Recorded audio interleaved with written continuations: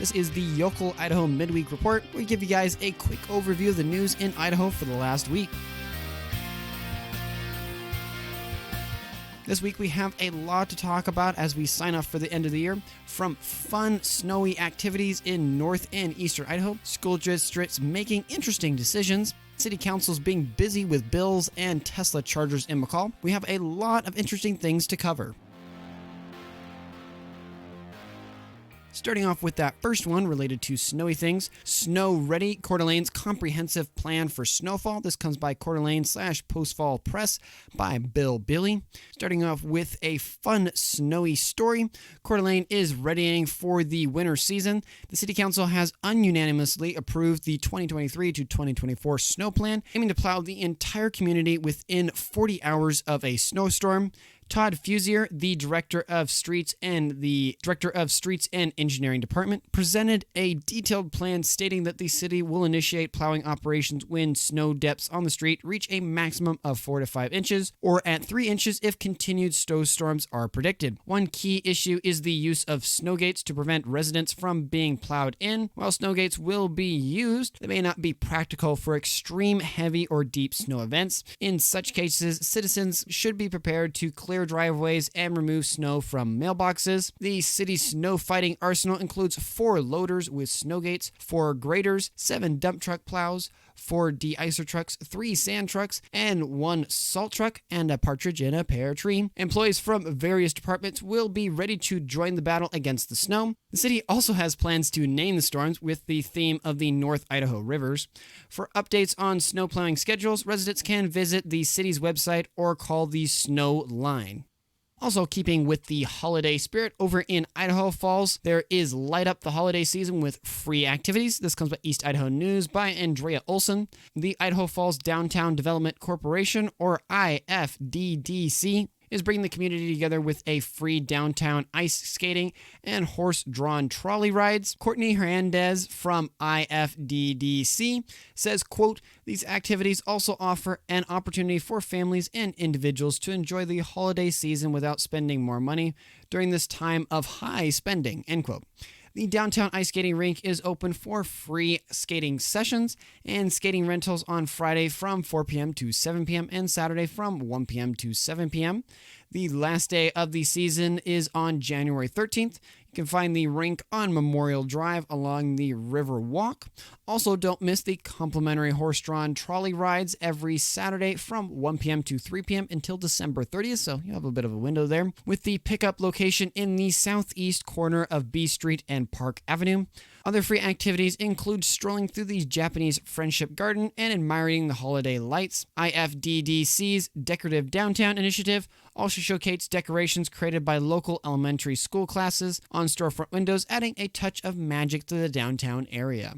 We have Ada County Sheriff's Office considers next steps after jail expansion bond fails. This comes by the Boise Dev by Sidney Kidd. So, as some may remember from November, the Ada County Sheriff's Office is in ongoing efforts to address the overcrowding issue at the Ada County Jail. After the $49 million jail expansion bond narrowly failed in November, representatives from the Sheriff's Office are pushing to get a timeline for a possible bond refloat nailed down by January. In the short term, Commission Chair Rod Beck highlighted the issue of the county jail housing state inmates well after sentencing, suggesting that pressuring the state to expedite the process of transferring its inmates could alleviate some of the overcrowding. And then moving on to our next one here that is plays kind of like a jail, is the Nampa School District Board votes to close 4 schools. This comes by the Boise Dev by Aaron Banks, Rusby, Idaho Press. In a meeting held last Monday night, the Nampa School Board approved the closure of 4 schools, those including West Middle School, Snake River Elementary, Centennial Elementary, and Greenhurst Elementary, while Central Elementary, which was also under consideration, will remain open. Trustee Mandy Simpson, who moved to keep Central Elementary open emphasizes the difficulty of the decision, stating, quote, "I hope as a district we can all rally around the kids and make this work," end quote. The closure comes in response to a decrease in district enrollment and other factors like a lengthy list of maintenance and repairs and the end of the federal pandemic-related funding. The district's enrollment has fallen by 1,900 students over the past decade, and a $210 million bond presented by the district in March failed to pass. Superintendent Greg Russell previously estimated that the 26 staff would be laid off as a result of the closures. But talking about something that isn't closing, Caldwell seeks proposal for a new amphitheater. This comes by the Boise Dev by Autumn Robertsons. Caldwell is moving to enhance its allure as a destination with plans for a new outdoor amphitheater. The city has issued a request for proposals for the venue, which is to be situated on over 14 acres at the corner of Linden Street and Griffiths Parkway on an area currently housing 2 baseball fields. The city's vision for the amphitheater is to create an entertainment hub capable of drawing in notable performers and events, further connecting Caldwell to the Sunny Slope wine region and supporting local wineries and products. The proposal outlines several amenities and features, including a large venue for musical and culturally relevant events, and the ability to host events similar to those at breweries or agricultural events. Caldwell's Economic Development Director, Stephen Jenkins, sees this project as a key element in the city's strategy to become a primary regional destination. The proposal encourages integration with adjacent parcels to form a more comprehensive area development with vibrant facades and characters resonating with the traditional architecture of the region. Proposals are being accepted until January 15th, and the city is eager to see plans that include detailed parking solutions and design that complements the existing community's assets. So from one outdoor location to another, Duck Valley Reservation to receive $5 million in owed interest on water rights. This comes from KTVB7 by staff. The U.S. Senate has unanimously voted on a bill to pay over $5 million in owed interest on water rights to the Duck Valley Reservation, which is split between the Idaho and Nevada border. This legislation aims to correct an inadvertent error in the 2009 water rights settlement with the tribe, which left out interest payments. Both Idaho senators, Senator Crapo and Senator Risch, backed the legislation and have urged the House of Representatives to quickly pass the measure. Senator Crapo stated, quote, "The Senate's unanimous support for this much-needed fix takes the next step in upholding the federal government's full interest terms of the 2009 settlement with the Duck Valley Reservation," end quote. And Senator Risch added, quote, "The passage of our legislation is a good step in correcting this error and provides the tribes the proper interest they are owed." End quote. The legislation was first proposed in March 2023 by Nevada Senator Cortez Mastro and later co-sponsored by Nevada Senator Jackie Rosen. For it to become law, it must pass the House of Representatives and then be signed by President Joe Biden.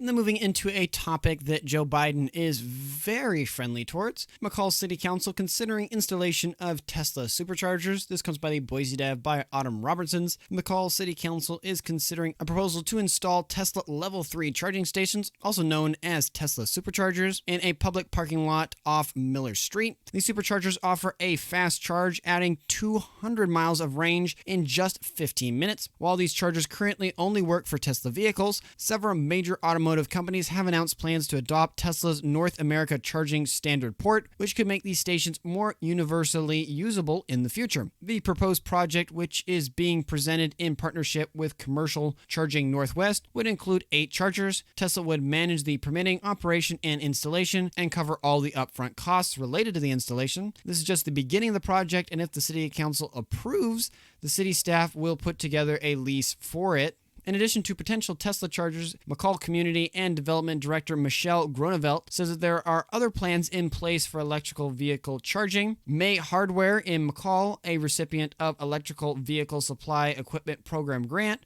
will soon feature 8 charging ports in its parking lot. The city also plans to install chargers in public parking lots behind the First Street and behind City Hall. Also, speaking of things happening up north, judge denies motion to dismiss indictments in Moscow quadruple murder case. This comes by KTVB7 by Richard Rodriguez. Brian Kohberger, who stands accused of a quadruple murder, has had 2 motions to dismiss a grand jury indictment denied by a district court judge. In a 13-page document filed on Friday, December 15th, Layton County Judge John Judge ruled on Kohberger's motion, which argued that the grand jury received inaccurate instruction and was biased. The court reviewed grand jury transcripts, audio, exhibits, jury instruction, and jury questions to reach its conclusion. Kohberger's defense argued that the grand jury was misled into believing that to justify an indictment, they needed to reach a, quote, probable cause, end quote, and not that the higher standard of, quote, beyond reasonable doubt, end quote. However, the court clarified that the standard of proof for a grand jury is to issue an indictment is indeed, quote, probable cause, end quote. The judge has also addressed Kohberger's claim of juror bias, stating that the defendant failed to challenge the indictment. The court found that Kohberger was indicted by an impartial grand jury with sufficient admissible evidence to find probable cause to believe Kohberger committed the crimes alleged by the state. And talking about things that have regularly been in the Idaho news, Snake River section reopened after Quagga mussel treatment. This comes by KTVB7 by staff. Rejoice fishermen and water enthusiasts. The Idaho State Department of Agriculture, or ISDA, kind of sounds like something out of Star Wars, has announced the reopening of a section of the Snake River between Broken Ridge, Yingstrade, and Pillar Falls as of Monday, December 18th. However, before you grab your kayaks and paddleboards, even if they'll get out there on the ice, there's something you need to know. Decontamination is mandatory for any watercraft in this area, both before and after being in the river. This includes boats, kayaks, paddleboards, and other vessels. The good news is that the ISDA watercraft inspections and decontamination are free, with a station set up at Centennial Park. As some of you may remember, this reopening comes after the closure to treat the invasive Quagga mussel in the Snake River. The ISD used a copper-based formula to eliminate the species, and initial samples indicate that the treatment affected both larvae and adult populations. However, it is too early to conclude if it completely eradicated the mussels at this time. As springtime approaches and the waters warm, samples will be in again, and surveys will be ongoing. So remember to clean, drain, and dry the watercraft of yours there. For more information or to arrange a free decontamination wash, you can reach ISDA at 877-336-8676, because I'm not a radio announcer, so I know there's a fancy way to say that, but I don't have it, so there you go. And from the river to power, we have Fall River Electric Cooperative distributes $2.1 million to members. This comes by the East Idaho News by staff. The Fall River Electric Cooperative has just sent out over $2.1 million in cash-back checks to its owner members. That's right, the customers who power the nonprofit cooperative are getting a substantial return, thanks to the co-op's patronage capital program.